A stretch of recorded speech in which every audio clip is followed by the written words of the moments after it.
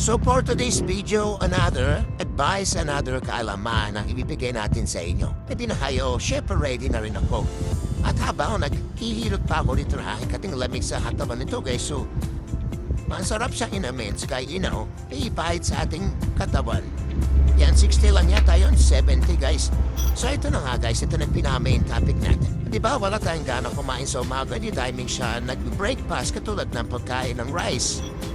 Di tayo minsan kumakain ng tinapay, minsan ayaw natin. So, palitan naman natin yun. Araw-araw tayo kumain ng egg. Kahit anong luto pa yan ay pwede sa nutrition nitong egg nito. Ano nga ba yung makukuha natin sa pagkain ng mga itlog? Marami, no? Ito sa mga main na makukuha natin, katulad namang ng yung protina, malagay yung protina na vitamins natin, ng ADV12 folate.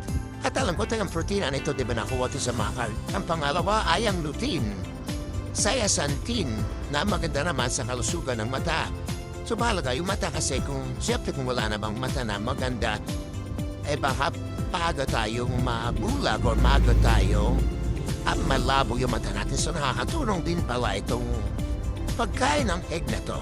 Ito pa out ang omega-3, pagsuporta sa kalamnan, paggana ng utak at pamamahara ng timbang. So ito pala, alam na yung mga kasukasuan, siguro natin to na paggana ng utak. Siyempre, ang main source ng ating kung ano mga ginagawa natin, siyempre yung utak natin siya yung nag-handle.